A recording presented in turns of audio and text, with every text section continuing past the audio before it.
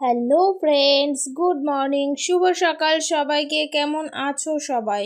আমি তো ভালোই আছি। আর আজকে ভিডিওটা যেদিনে সেদিন হচ্ছে হোলির দিন ছিল, শুক্রবার। তো হ্যাপি হোলি সবাইকে।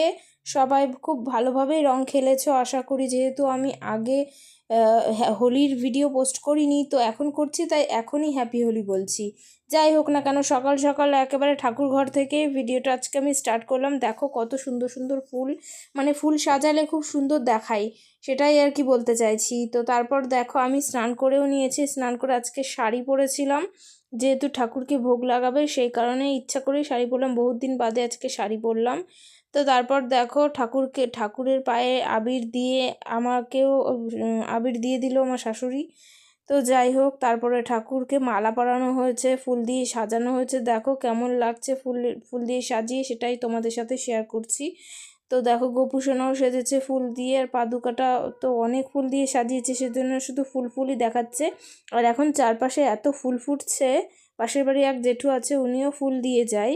তো আজকে যেহেতু ভোগ দেওয়া হবে ঠাকুরকে, তার জন্য যে রান্নাবান্নার সরঞ্জাম দেখো এখানে রাখা রয়েছে সব। তখনও শুরু হয়নি কিছুই কাজকর্ম, তো তারপরে আস্তে আস্তে করে শুরু হবে। আর সকালবেলায় নিরামিষ দোকান থেকে কচুরি আনা হয়েছিল সবার জন্যই।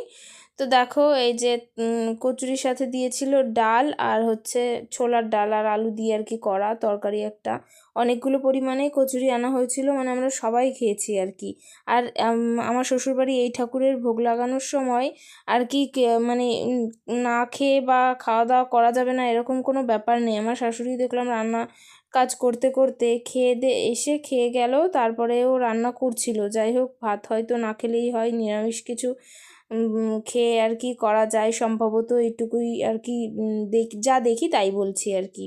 তারপরে দেখো আমি কচুরির ডালটা একটা বড় পাত্রে ঢেলে নিচ্ছিলাম। সেই যতগুলো কচুরি তার তুলনায় অনেকটা বেশি পরিমাণেই তরকারি দিয়েছিল, যেটা আমার পরের দিন রুটি দিয়ে হয়ে গেছে, আমার আর আমার শ্বশুরের। তো দেখো এখন সবাইকে আমি খেতে দিয়ে দিচ্ছি। সবাই বলতে আমার বর দেওরকে আর আমার শ্বশুরকেও দিয়ে, না ওনাকে দিয়েছিলাম না, ওদের দুজনকে দিয়ে আমি নিয়ে বসেছিলাম। ও আমার শ্বশুরমশাই তখন চুল কালি করছিল ওই জন্য। তো দেখো এই যে দুজনের জন্যই থালা প্লেটে বেড়ে নিয়েছি। আর এই যে দেখো কতটা পরিমাণে ডাল দিয়েছে। আর ডালটা না খেতে খারাপ হয়নি, মিষ্টি মিষ্টি বেশ ভালোই লাগছিল। আর ওটা কচুরি না, ডাল পুরি ছিল, ওটাও ভালোই লাগছিল, মোটা মোটাই ছিল। তিনটে খেয়েছিলাম, কিন্তু মনে হচ্ছিল যেন দুটো খেলেই আমার ঠিক হতো। তারপরে এই যে দেখো রয়ে গেছে। আর এরপর রান্নাবান্নার জোগাড়ে দেখো কি হচ্ছিল, খিচুড়ি, আলু পটল পনির দিয়ে তরকারি, একটা 5 রকম ভাজা, চাটনি। তার জন্য দেখো ডালটা ভেজে ধুয়ে রেখে দিয়েছে, একটু হালকা ভিজিয়ে রাখতে হয় এমন করে। আর এই যে দেখো চালটাও রয়ে গেছে এই পাশে, আর 5 রকম ভাজা, সেগুলো আমি ভাজা করছি। আলু ভাজা সবে হয়েছে, আর বেগুন ভাজা কড়াইয়ে দেওয়া রয়েছে। আর এই যে কুমড়ো ভাজা, পটল ভাজা আর বেগুনি ভাজা করে দেবে। মশলাপাতিগুলো এই পাশে আছে। আর লঙ্কা, এই যে দেখো সব কিছুই তোমাদের সাথে টুকটাক করে শেয়ার করছি। আর আমি যেহেতু বসেছিলাম ভাজতে, তো তাই আর কি নিজেকেও একটু দেখাচ্ছিলাম। আর আবিরটা শুধু এদিকে ওদিকে লাগছে, এজন্য মুছে নিয়েছি। পরে অবশ্য রং খেলতে বেরিয়েছিলাম। এই যে দেখো রং খেলার জন্য রেডি সেডি হয়ে বেরোচ্ছি। দেখো কত সুন্দর সাদা ফর্সা হয়ে বেরোচ্ছি।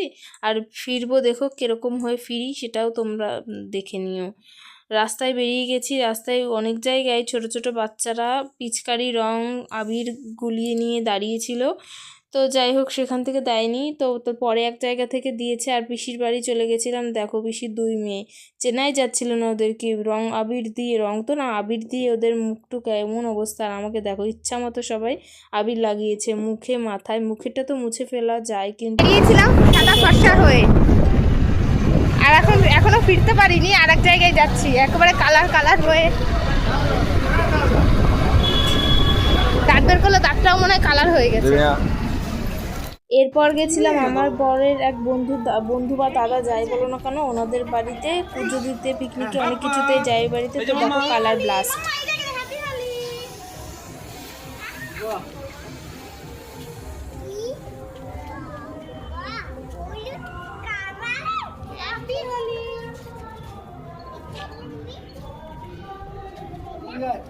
ওই বাড়িতে হচ্ছে 5 ভাই, তো বড় ভাই থাকে না, 4টে ভাই। আর এই যে পাশের বাড়ির একজন, জানি না ওটা ওদের মানে কোনো বন্ধু জাতীয় হবে ওরকম।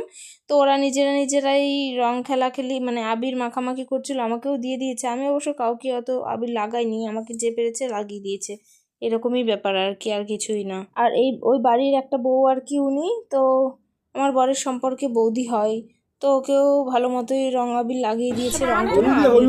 ওদেরও ছোট ছোট বাচ্চা আছে, আর যে যা চাকরি হচ্ছে উনি, তো সবাইকে রং মাখাচ্ছিল। এটা আমি আর প্যাকেট ধরেই ঢেলে দিচ্ছিলাম।